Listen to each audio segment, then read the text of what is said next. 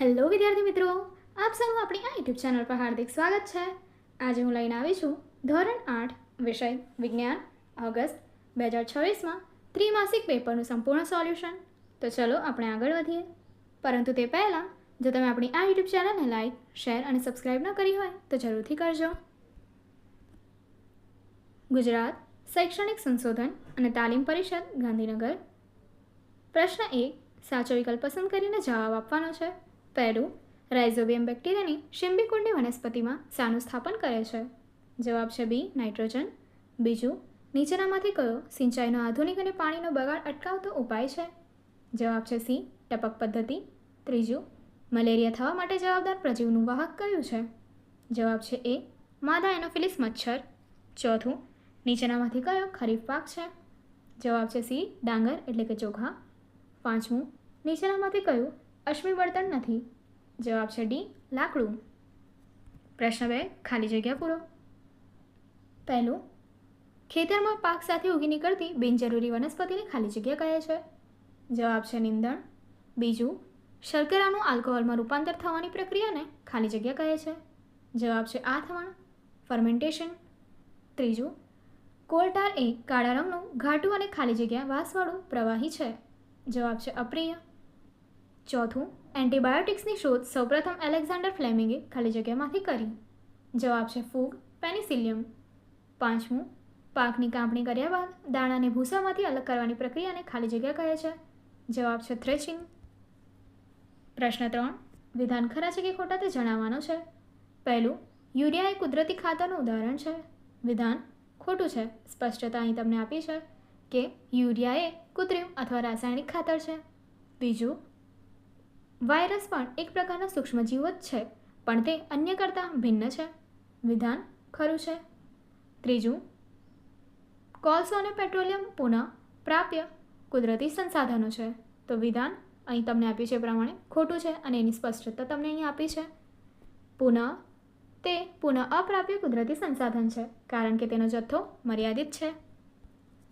ચોથું, એલપીજીનું પૂરું નામ જણાવવાનું છે કે જે લિક્વિફાઈડ પેટ્રોલિયમ ગેસ છે.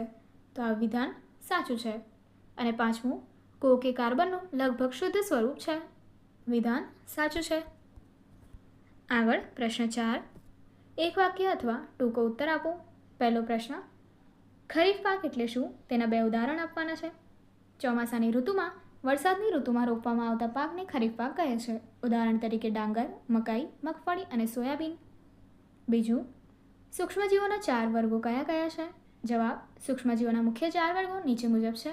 પહેલું બેક્ટેરિયા, બીજું ફૂગ, ત્રીજું પ્રજીવ અને ચોથું લીલ.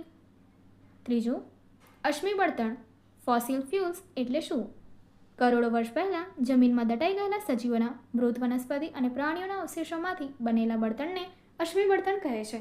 દાખલા તરીકે કોલસો, પેટ્રોલિયમ, કુદરતી વાયુ. ચોથું, સિંચાઈ એટલે શું? ખેતરમાં પાકને યોગ્ય સમય અને યોગ્ય માત્રામાં પાણી પૂરું પાડવાની પ્રક્રિયાને સિંચાઈ કહે છે. પાંચમું, પાશ્ચરાઇઝેશન એટલે શું? દૂધને આશરે 70 ડિગ્રી સેલ્સિયસ તાપમાને 15 થી 30 સેકન્ડ માટે ગરમ કરી તરત જ ઠંડુ કરીને સંગ્રહ કરવાની પદ્ધતિને પાશ્ચરાઇઝેશન કહે છે. તેનાથી દૂધમાં સૂક્ષ્મજીવોની વૃદ્ધિ અટકે છે. પ્રશ્ન 5 ટૂંક નોંધ અથવા તો ટૂંકા પ્રશ્નો લખવાના છે. પહેલું, તફાવત આપો કુદરતી ખાતર અને કૃત્રિમ ખાતર. તો જોઈએ. કુદરતી ખાતર. પહેલો પોઈન્ટ, તે પ્રાણીઓના છાણ અને વનસ્પતિના કચરામાંથી બને છે. કુદરતી રીતે બને છે. ત્યારબાદ બીજું, તેનાથી જમીનને પુષ્કળ માત્રામાં સેન્દ્રિય પદાર્થો હ્યુમરસ મળે છે. ત્યારબાદ હવે કૃત્રિમ ખાતર જોઈએ. પહેલો પોઈન્ટ, તે કારખાનામાં રાસાયણિક પ્રક્રિયાથી બનાવવામાં આવે છે. બીજો પોઈન્ટ, તેનાથી જમીનને સેન્દ્રિય પદાર્થો મળતા નથી. બીજો પ્રશ્ન, સૂક્ષ્મજીવોના આપણા જીવનમાં 4 ઉપયોગો જણાવો. તો પહેલો ઉપયોગ ખોરાક બનાવવા, દહીં, બ્રેડ, કેક અને ઢોસા બનાવવા માટે. બીજો ઉપયોગ દવાઓ બનાવવા, એન્ટીબાયોટિક્સ દવાઓ અને રસી બનાવવા માટે. ત્રીજો ઉપયોગ જમીનની ફળદ્રુપતા વધારવા, જમીનમાં નાઇટ્રોજનનું સ્થાપન કરવા માટે. ચોથો ઉપયોગ પર્યાવરણની સફાઈ માટે, કચરાનું વિઘટન કરી પર્યાવરણને સ્વચ્છ રાખવા માટે. ત્યારબાદ પ્રશ્ન 3 સીએનજી અને એલપીજીના વપરાશના ફાયદાઓ જણાવો. પહેલું, તે બંને સ્વચ્છ બળતણ છે અને તેનાથી ખૂબ ઓછું પ્રદૂષણ થાય છે. બીજું, તે પાઇપલાઇન દ્વારા સરળતાથી એક જગ્યાએથી બીજી જગ્યાએ પહોંચાડી શકાય છે. ત્રીજું, તે વધુ ઉષ્મા ઉર્જા આપે છે અને તેનો સંગ્રહ કરવો સરળ છે. ચોથું, ધાન્ય અનાજના સંગ્રહ દરમિયાન કઈ બાબતો ધ્યાનમાં રાખવી જોઈએ? અનાજનો સંગ્રહ કરતાં પહેલાં તેને તડકામાં બરાબર સૂકવવો જોઈએ, જેથી ભેજ દૂર થાય. અનાજનો કીટકો, ઉંદરો અને સૂક્ષ્મજીવોથી બચાવ હવાયુક્ત કોઠાર કે સાયલોમાં રાખવો જોઈએ. ઘરગથ્થુ સંગ્રહમાં કડવા લીમડાના સૂકા પાંદડા અથવા યોગ્ય દવાઓનો ઉપયોગ કરવો જોઈએ. પ્રશ્ન 6. વૈજ્ઞાનિક કારણ આપવાના છે. પહેલું, કારણ આપો. ખેતરમાં કુદરતી ખાતર ઉમેરવું એ કૃત્રિમ ખાતર કરતાં વધુ હિતાવહ છે. કુદરતી ખાતર જમીનની જળધારણ ક્ષમતા, પાણી પકડી રાખવાની શક્તિ વધારે છે. તે જમીનને છિદ્રાળુ બનાવે છે, જેથી મૂળ સુધી વાયુ વિનિમયની સરળતાથી થાય છે. તે જમીનમાં ઉપયોગી સૂક્ષ્મજીવોની સંખ્યામાં વધારો કરે છે. કુદરતી ખાતરથી જમીનનું બંધારણ સુધરે છે અને જમીન લાંબા ગાળે કોઈ નુકસાન થતું નથી, જ્યારે કૃત્રિમ ખાતરના વધુ પડતા ઉપયોગથી જમીન બિનફળદ્રુપ બને છે. બીજું કારણ, ખોરાકને ઢાંકેલો તથા તાજો જ રાખવો જોઈએ. ખુલ્લા ખોરાક પર માખીઓ અને ધૂળના કણો બેસે છે, જે રોગકારક સૂક્ષ્મજીવો ધરાવે છે. આ સૂક્ષ્મજીવો ખોરાક ભળવાથી ખોરાક દૂષિત થાય છે, જેને ખાવાથી ઝાડા ઉલટી કે ખોરાકી ઝેર એટલે કે ફૂડ પોઈઝનિંગ જેવી બીમારી થઈ શકે છે. વાસી ખોરાકમાં પણ બેક્ટેરિયા ઝડપથી વધે છે, તેથી ખોરાકને હંમેશા ઢાંકેલો અને તાજો જ રાખવો જોઈએ. પ્રશ્ન 7. સવિસ્તાર ઉત્તર આપો. પ્રયોગનું વર્ણન કરવાનું છે. પહેલો પ્રશ્ન, પાક ઉત્પાદનની મૂળભૂત પદ્ધતિઓ, તબક્કાઓ ક્રમબદ્ધ લખી જમીન તૈયાર કરવી અને વાવણી વિશે સવિસ્તાર લખો. તો તમે જોઈ શકો છો પાક ઉત્પાદનના મુખ્ય તબક્કાઓ. પહેલું, જમીન તૈયાર કરવી. બીજું, વાવણી. ત્રીજું, કુદરતી અને કૃત્રિમ ખાતર આપવું. ચોથું, સિંચાઈ. પાંચમું, નિંદણથી રક્ષણ. છઠ્ઠું, કાપણી. અને સાતમું, સંગ્રહ. પહેલા ચિત્રમાં તમે જોઈ શકો છો જમીન તૈયાર કરવી. બીજું ચિત્ર છે વાવણી માટેનું. ત્રીજું છે કુદરતી અને કૃત્રિમ ખાતર આપવા માટેનું. ત્યારબાદ ચોથું ચિત્ર આપ્યું છે સિંચાઈ માટેનું. પાંચમું, નિંદણથી રક્ષણ માટેનું.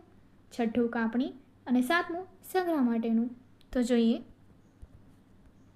પહેલું છે જમીન તૈયાર કરવી.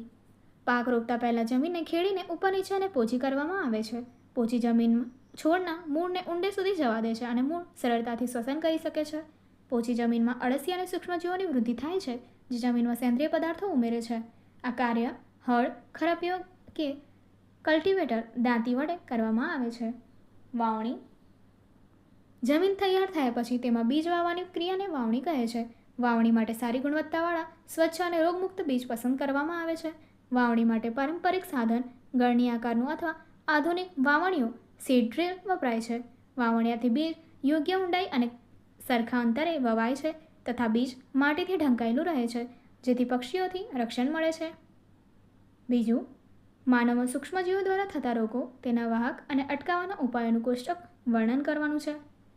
તો જોઈએ. તમને અહીં આપ્યું છે માનવ રોગો, ત્યારબાદ રોગકારક સૂક્ષ્મજીવો, ત્યારબાદ તેનું માધ્યમ, ફેલાવાનું માધ્યમ અથવા વાહક, અને છેલ્લે તેને અટકાવવા માટેના ઉપયોગો. તો જોઈએ.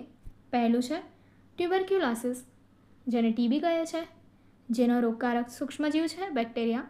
તેનું માધ્યમ શું છે? તો કે હવા દ્વારા. અટકાવવાના ઉપાયો: સમયસર રસી મુકાવી.